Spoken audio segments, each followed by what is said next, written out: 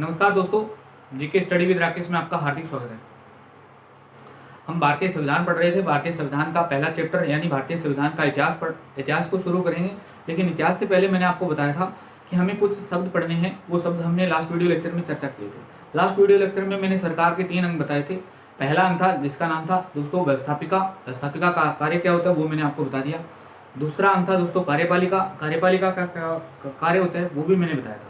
दोस्तों हमारी बात चल रही थी न्यायपालिका पर। आज दोस्तों हेडिंग डालिए न्यायपालिका, यानी न्यायपालिका के क्या कार्य हैं। न्यायपालिका के कार्य। तो दोस्तों मैंने आपको बताया था कि न्यायपालिका के कितने कार्य होते हैं दोस्तों। तो 2 कार्य होते हैं दोस्तों।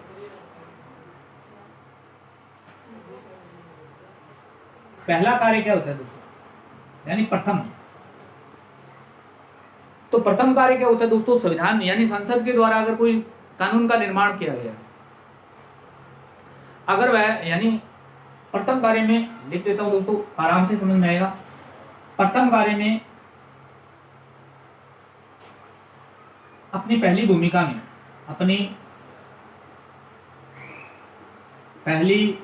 में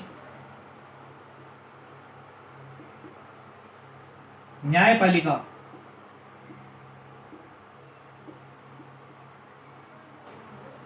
यह देखती है कि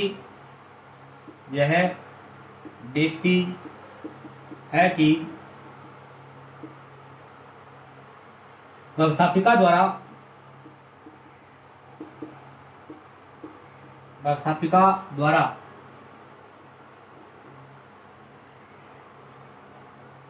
बनाया गया कोई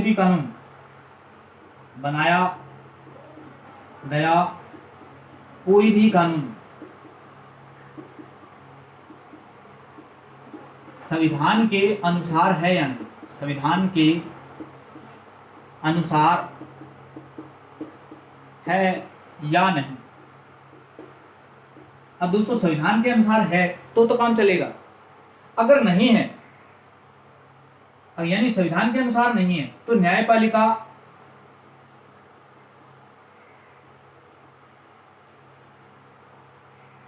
द्वारा संविधान के आधार पर कानून की समीक्षा कर सकती है।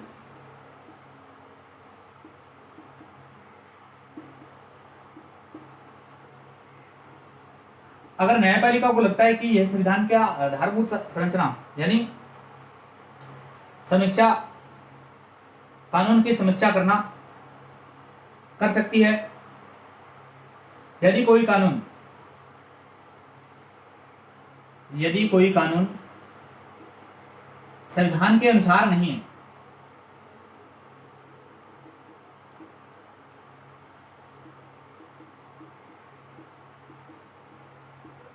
तो उसे रद्द कर सकती है दोस्तों। बस यही बात थी दोस्तों।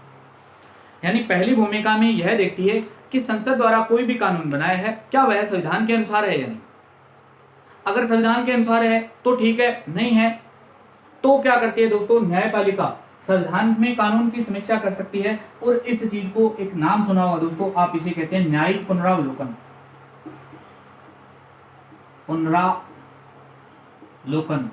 जो आर्टिकल 13 में उल्लिखित है दोस्तों। भारतीय संविधान का बहुत महत्वपूर्ण आर्टिकल है आर्टिकल 13। आगे चर्चा करेंगे जब हम मूल कर्तव्य पढ़ेंगे, मौलिक अधिकार पढ़ेंगे यानी फंडामेंटल राइट जब पढ़ेंगे। न्यायिक पुनरावलोकन किसे कहते हैं, तो न्यायपालिका द्वारा किसी भी कानून की समीक्षा करना क्या कहलाता है, न्यायिक पुनरावलोकन कहलाता है। न्यायिक पुनरावलोकन के तहत अगर उसे ये फाइंड आउट होता है कि यह संविधान के अनुसार नहीं है तो उसको क्या कर सकती है, तो रद्द कर सकती है दोस्तों। और 2-3 एग्जाम्पल बता देता हूं दोस्तों, नोट कर लेना। उनमें से 2 एग्जाम्पल, एक एग्जाम्पल तो इस बार के आईएएस प्री में पूछा था दोस्तों। स्टेट पीएससी वाले तैयार रहें, अब की बार ये पूछा जा सकता है। तो नोट लगाकर लिख लेना दोस्तों। एक महिला है जिसका नाम है श्रेया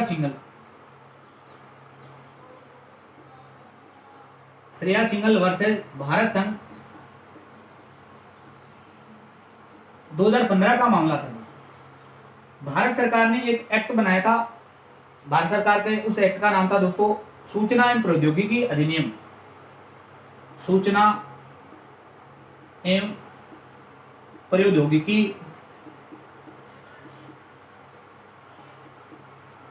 अधिनियम, सूचना एवं प्रौद्योगिकी अधिनियम ये बनाया कब था दोस्तों? ये बनाया था 2000 में, यानी सन 2000 का है, लेकिन सुप्रीम कोर्ट में वाद चला जाता है 2015 2015 में वाद आता है जिसका नाम है श्रेया सिंघल बना भारत संघ 2015। इस वाद में सुप्रीम कोर्ट ने इस सूचना एवं प्रौद्योगिकी की धारा 66A को संविधान के विरुद्ध मानते हुए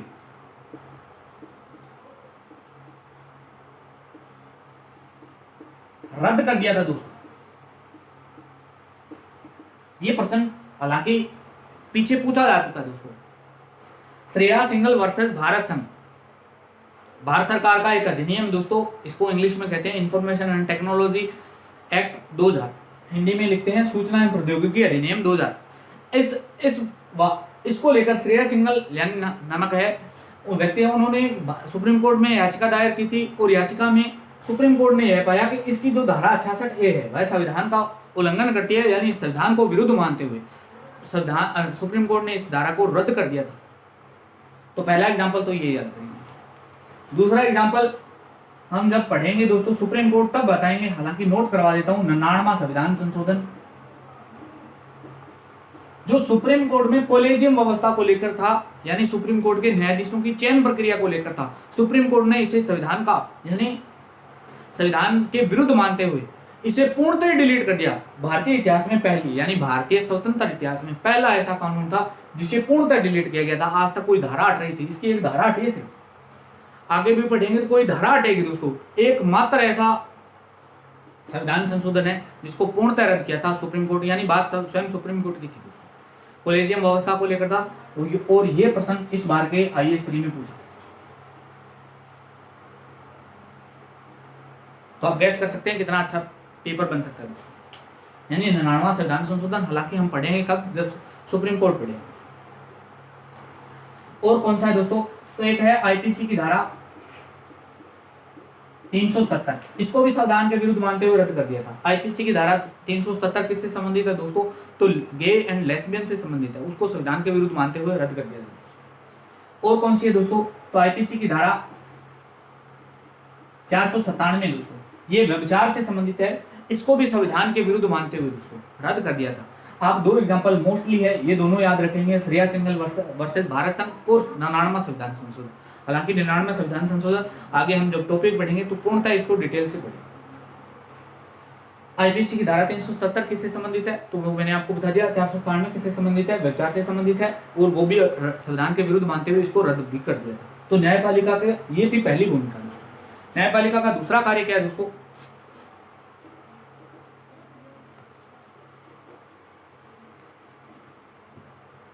यानी दूसरा कार्य क्या है? अब दोस्तों हमने देखे थे सरकार देखी, सरकार के कितने प्रारूप थे, यानी यहाँ लेजिस्लेटिव थी, यहाँ कार्यपालिका है दोस्तों, यहाँ क्या थी? न्यायपालिका। इसका काम क्या था? कानून बनाना, इसका काम कानून का क्रियान्वयन करना, इसका काम निगरानी करना। अब दोस्तों इसने कोई कानून बनाया, कोई कानून तो बना दिया, क्या उसी उद्देश्य को मानते हुए कार्यपालिका उस कानून को लागू करती है या नहीं? अगर लागू करती है तो अच्छी बात है, नहीं करती है तो न्यायपालिका उसको आदेश दे सकती है। तो ये इसकी दूसरी भूमिका है। तो आप नोट डाउन भी कर सकते हैं, समझ में आए हो? यानी अपनी दूसरी भूमिका में न्यायपालिका यह देखती है कि दूसरी भूमिका में आप लिख सकते हैं, यह अपनी दूसरी भूमिका में यह देखती है कि कार्यपालिका व्यवस्थापिका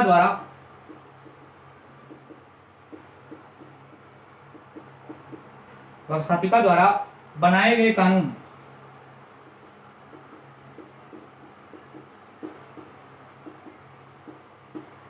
व्यवस्थापिका द्वारा बनाए गए कानून को सही ढंग से लागू कर रही है या नहीं, को सही ढंग से लागू कर रही है या नहीं। अगर लागू नहीं कर रही है यानी लागू नहीं कर रही है, तो इसको न्यायपालिका क्या दे सकती है, आदेश दे सकती है, लागू करने के आदेश दिए जा सकते हैं न्यायपालिका के द्वारा। तो ये था दोस्तों इसका कार्य। तो न्यायपालिका के क्या कार्य होते हैं, यानी सरकार में न्यायपालिका के कितने कार्य होते हैं, तो 2 कार्य होते हैं। दोनों कार्यों को मैंने अच्छे से डिटेल से बता दिया। अब बात करते हैं दोस्तों, अब हमारा चैप्टर स्टार्ट होता है। हेडिंग डालें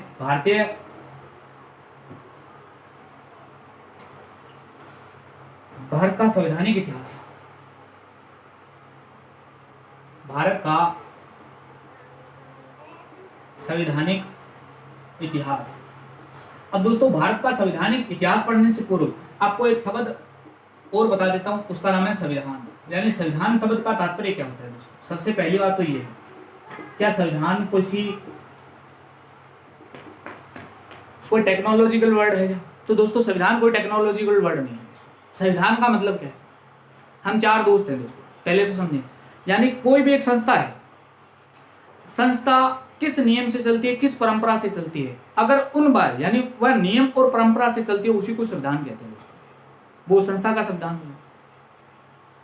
हम 4 दोस्त हैं, हम 4 दोस्तों में कोई भी नियम है, उस नियम को मानते हुए चलते हैं, तो वो हमारा संविधान है दोस्तों। इसी प्रकार कि यह संविधान क्या था, तो यह एक ऐसा दस्तावेज है जिसमें नियम विनियम जितने भी कानून है उनका संग्रहण होता है और देश की शासन व्यवस्था को संचालित करने के काम में आता है, तो उसी को आप संविधान कहते हैं। तो लिख सकते हैं दोस्तों, किसी भी देश यानी तात्पर्य किसी भी देश अथवा संस्था को चलाने के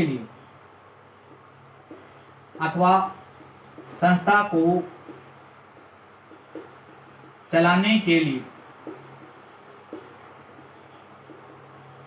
कोई नियम है, नियम कानून, इनका सामूहिक रूप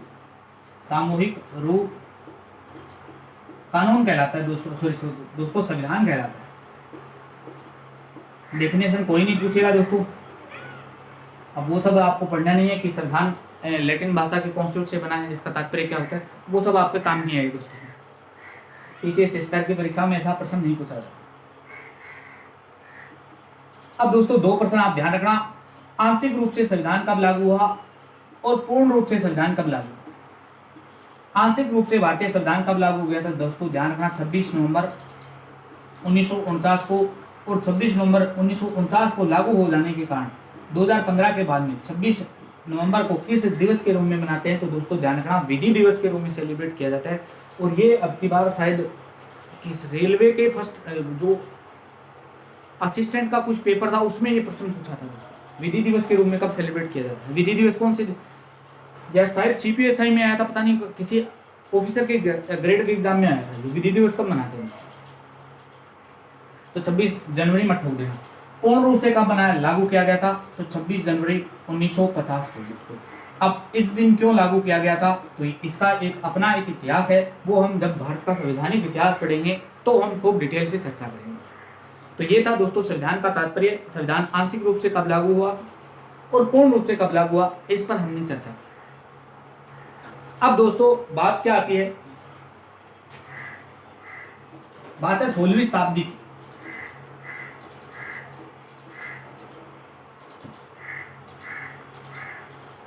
16वीं शताब्दी में एक कंपनी जिसका रुख भारत की तरफ होता है, और उस कंपनी का नाम था east India company. East India company का प्रमुख उद्देश्य यही था व्यापार करना, लेकिन वह व्यापार करते करते एक दिन इस स्तर पर पहुंच जाती है कि भारत की शासन एवं सत्ता यानी पूर्णतः अपने हाथ में ले लेती है, और एक बहुत महत्वपूर्ण युद्ध लड़ा जाता है। इस युद्ध का नाम था 1757 का युद्ध, और इस युद्ध का नाम था प्लासी का युद्ध। प्लासी के युद्ध में बंगाल हार जाते हैं दोस्तों, यानी बंगाल का नवाब हार जाता है। अब जैसे ही बंगाल का नवाब हारा तो अंग्रेजों ने सबसे पहले किस प्रांत पर कब्जा कर लिया, तो बंगाल पर कब्जा कर लिया। और बंगाल उस समय आर्थिक रूप से सबसे संपन्न क्षेत्र था, क्योंकि आप सभी जानते हैं हालांकि बंगाल में बिहार है, उड़ीसा है, झारखंड है, ये वाला क्षेत्र पश्चिम, आज का पश्चिमी बंगाल है, बांग्लादेश है, इतने सब क्षेत्र शामिल थे। ढाका जैसी बंदरगाह थी, आप सभी जानते हैं बांग्लादेश में वर्तमान में सबसे ज्यादा जूट उत्पादन होता है।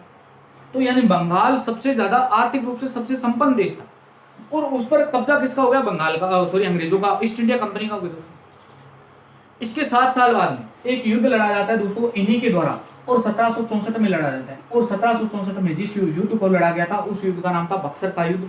और बक्सर के युद्ध में दोस्तों अब तक इनके हाथ में थी बंगाल, अब बक्सर के युद्ध में दिल्ली का सुल्तान यानी दिल्ली का बादशाह हार जाता है, पूरी दिल्ली इनके हाथ में आ जाती है। और आप सभी जानते हैं कि पूरे भारत का सत्ता का जो केंद्र था वह कौन था? दिल्ली। और अंग्रेजों के हाथ क्या लगी? दिल्ली हाथ लगी। पहले बंगाल हाथ लगा, अब दिल्ली हाथ लगी। तो जैसे ईस्ट इंडिया कंपनी अपना यानी व्यापार के उद्देश्य से आती है, लेकिन वर्तमान में यह सत्ता संचालित करने लग जाती है। और सबसे पहले इन्होंने एक अधिनियम पारित किया था वर्ष 1773 में, और उसी का नाम था रेगुलेटिंग एक्ट। तो दोस्तों हेडिंग डालिए 1773 का रेगुलेटिंग एक्ट, रेगुलेटिंग एक्ट। अब दोस्तों आप अगर यूपीएससी पीसीएस इन स्तर की तैयारी करते हैं तो आपसे एक कॉमन सवाल पूछा जाता है, यानी आपके सब्जेक्ट का बैकग्राउंड चेक करने के लिए आपसे एक कॉमन सवाल पूछा जाता है। इस एक्ट का नाम, यानी इसके बाद में हम जो भी पढ़ेंगे, यानी 1773 में ये कहा गया था, यानी ब्रिटेन के संसद के द्वारा ईस्ट इंडिया कंपनी को 20 वर्षों तक का यानी 20 वर्षों तक शासन करने की अनुमति दी गई थी। एक चार्टर एक्ट दिया गया था, यानी 20 वर्षों का अधिकार पत्र दे दिया गया था कि आप 20 वर्षों तक शासन कर सकते हैं। तो 20 वर्षों का मतलब 1793 में एक्ट आएगा, 1813 में आएगा, 1833 में आएगा, 1853 में आएगा। उन सब का नाम था क्या था दोस्तों? आप देखना किताबों में सभी में ये दे रखा है चार्टर एक्ट, यानी अधिकार पत्र, लेकिन इसका नाम रेगुलेटिंग एक्ट। तो आपसे एग्जामिनर सीधा सवाल, यानी इंटरव्यू में सीधा सवाल तो यही पूछा जा सकता है कि 1773 के एक्ट का नाम रेगुलेटिंग एक्ट क्यों था दोस्तों? तो इस रेगुलेटिंग एक्ट है ना, ये शब्द कहां से आया दोस्तों? इस शब्द की उत्पत्ति क्या है? तो इस शब्द यानी ये शब्द है ना दोस्तों, रेगुलेशन से बना है, रेगुलेशन। और रेगुलेशन का तात्पर्य क्या होता है? तो दोस्तों रेगुलेशन का तात्पर्य होता है नियमन, यानी भारतीयों के लिए पहली बार कुछ नियमों की व्यवस्था की जा रही थी, इसीलिए इसका नाम था रेगुलेटिंग एक्ट। आपका इंटरव्यू में जवाब क्लियर होना चाहिए, यानी भारत की व्यवस्था को नियमित करने के लिए बनाया गया था, इसीलिए इसका नाम क्या पड़ गया था? यानी भारत की व्यवस्था को नियमित करने के लिए बनाया गया प्रथम एक्ट था, इसीलिए इसका नाम क्या पड़ा? Regulating act. ये तो इंटरव्यू के लिहाज से पूछा जा सकता है, बाकी फैक्ट में नहीं पूछा जाएगा दोस्तों। अब इसकी क्या क्या विशेषताएं हैं दोस्तों, वो सब चेक कर लेते हैं। अब दोस्तों अंग्रेजों द्वारा, सीधी सी बात है, पहला तो लाइन यही है कि अंग्रेजों द्वारा भारतीयों के लिए बनाया गया पहला कानूनी प्रयास नहीं है। तो पहली लाइन तो यही है कि अंग्रेजों द्वारा या इंग्लैंड की संसद द्वारा, अंग्रेजों या इंग्लैंड की संसद द्वारा बनाया गया, संसद द्वारा भारतीयों के लिए बनाया गया, भारतीयों के लिए बनाया गया पहला कानूनी प्रयास था।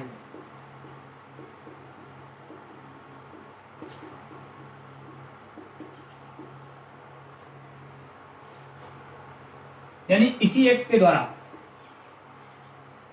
बंगाल का गवर्नर जनरल नियुक्त किया गया था दोस्तों, बंगाल का गवर्नर जनरल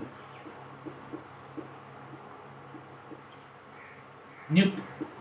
तो सीधा प्रश्न पूछा जा सकता है दोस्तों, 3 प्रश्न पूछे जाते हैं।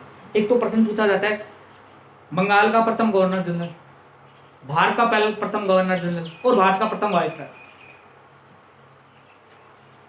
तो बंगाल का गवर्नर जनरल, गवर्नर है दोस्तों, सॉरी गवर्नर जनरल। तो बंगाल का गवर्नर जनरल का पद नियुक्त किया गया, और इस पद पर बैठने वाला पहला व्यक्ति कौन था? तो इस पद पर बैठने वाला पहला व्यक्ति था वॉरेन हेस्टिंग।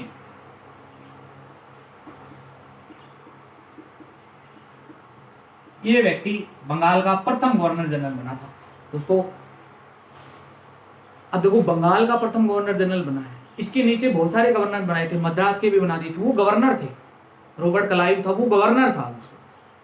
तो ये ध्यान रखना, गवर्नर जनरल और गवर्नर में बहुत फर्क है। गवर्नर जनरल का मतलब आज के राष्ट्रपति से लगा सकते हो, गवर्नर का मतलब आज का राज्यपाल।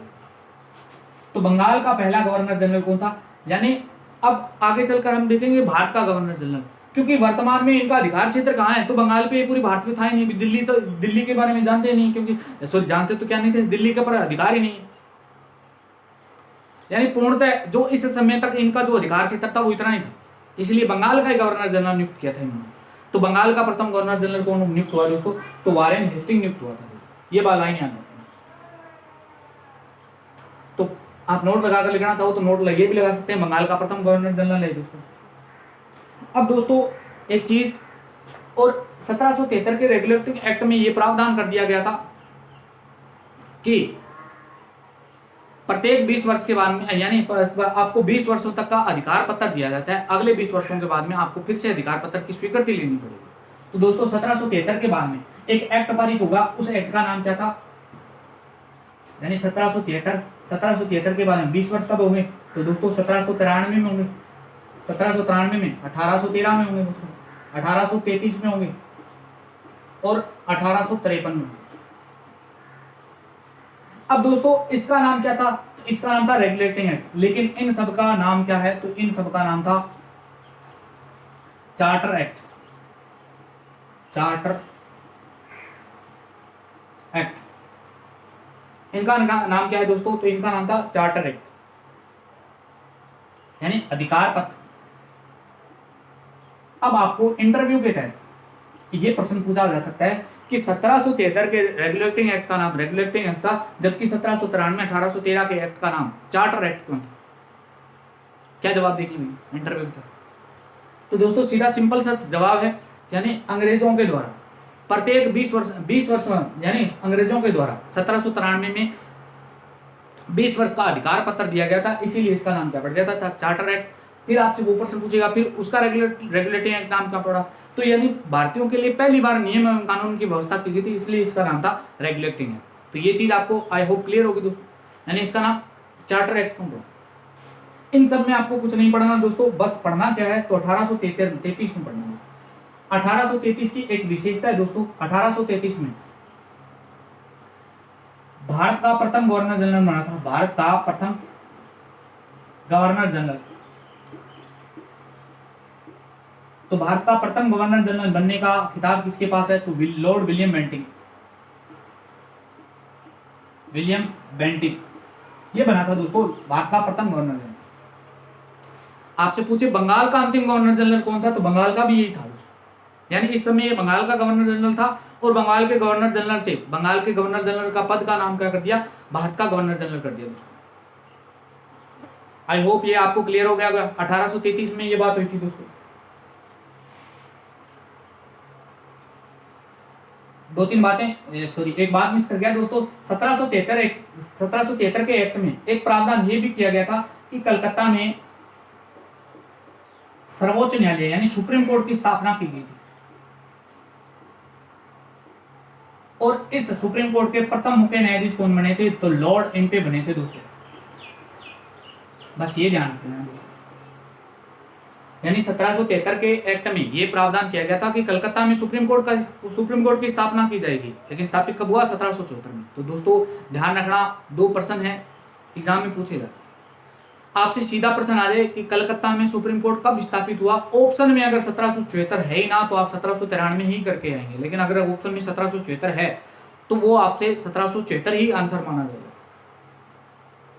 हालांकि हम इसको सुप्रीम कोर्ट में फुल डिटेल से पढ़ेंगे, यानी पहली बार कलकत्ता सुप्रीम कोर्ट की स्थापना का प्रावधान किस एक्ट के तहत किया गया, तो 1773 के एक्ट के। इसके कौन प्रमुख मुख्य न्यायाधीश कौन थे, तो लॉर्ड एम्पे थे। अब बहुत लोग इसको स्किप कर जाते हैं दोस्तों। 1853, अब दोस्तों 1853 को स्किप करने का मतलब क्या है, यानी हालांकि इससे कोई प्रश्न नहीं पूछे जाते, लेकिन एक प्रश्न जो बहुत आज तक किसी एग्जाम में नहीं पूछा गया, शायद कभी भी इतिहास में या पॉलिटिकल विषय में इतिहास को आधार मानते हुए प्रश्न पूछा जाएगा दोस्तों। प्रश्न क्या है वो आराम से सुनिए दोस्तों। इस समय भारत का गवर्नर जनरल कौन था, तो लॉर्ड डलहौजी था। 48 से यानी 1848 से 1854 तक रहा था, और लॉर्ड डलहौजी ने एक नीति अपनाई थी दोस्तों, गोद निषेध नीति। गोद निषेध नीति का तात्पर्य क्या था, जिन भी राजा महाराजाओं के अगर कोई संतान नहीं थी तो वो क्या करते थे, उन राजा महाराजा कोई गोद नहीं ले सकते थे, उनका राज्य कौन ले लेता था दोस्तों, अंग्रेज ले लेते थे। इसे हड़प की नीति कहते थे। तो लॉर्ड डलहौजी की नीति का विरोध हुआ था और इसी विरोध का कारण क्या बनी थी, 1857 की क्रांति बनी थी। जैसे जो भी तांत्या टोपे हैं, झांसी रानी है, अवध का जो नवाब था आप सभी जानते हैं, जो नाना भाई है, नाना जी है, वो सब इन्हीं के शिकार हुए थे अंग्रेजों, इसी लॉर्ड डलहौजी की नीतियों का शिकार हुए थे सब। तो कहीं ना कहीं भारतीयों में असंतोष की भावना थी अंग्रेजों के प्रति। अब इस समय तक यानी 1853 में बहुत लोगों के कंप्लेन आ चुकी थी। 1848 में सबसे पहले तो आपको पता है झांसी यानी अवध से बेगम हजरत महल से यह कहकर छीन लिया था, यानी कुप्रशासन का आरोप लगाते हुए अंग्रेजों ने सबसे पहले उससे छीन लिया। तो इन सभी की खबर कौन अंग्रेजों तक पहुंच रही थी, यानी ब्रिटिश महारानी तक पहुंच रही थी। तो इस एक्ट में यह प्रावधान किया गया था, यानी अगले 20 वर्षों की अनुमति नहीं दी गई थी दोस्तों, ये लाइन जरूर लिख लेना। यानी 1853 के चार्टर एक्ट में यह प्रावधान कर दिया गया था कि जब तक कोई नई व्यवस्था न आ जाए, यानी 20 वर्षों का कोई उल्लेख नहीं कर रहे, जब तक नई व्यवस्था अस्तित्व में नहीं आती है तब तक ईस्ट इंडिया अपनी गतिविधियों को संचालित करती है। लेकिन जैसे ही अपनी यानी नई व्यवस्था आएगी तो उसको हम लागू करेंगे। पर्सन क्या बनेगा दोस्तों, पर्सन ये बनेगा ईस्ट इंडिया कंपनी के समाप्ति के जो बीज बोए गए थे वो किस अधिनियम में बो दिए गए थे, तो 1853 में बो दिए गए थे। यानी जो बीज जो बोए जा चुके थे ना, यानी सीधा यूं कह सकते हैं कि ईस्ट इंडिया कंपनी की समाप्ति के असर किस अधिनियम में देखने को मिल गए, समाप्ति के संदेश जो किस में मिल गया था, तो 1853 में मिल गया था दोस्तों। कल हम कंटिन्यू करेंगे 1858 का अधिनियम है, वो महत्वपूर्ण है एग्जाम के दृष्टिकोण से। बाकी सब हम कल चर्चा करेंगे दोस्तों। वीडियो आपको कैसा लगा, लाइक शेयर कमेंट करके जरूर बताना दोस्तों। धन्यवाद दोस्तों, मिलते हैं नेक्स्ट वीडियो में।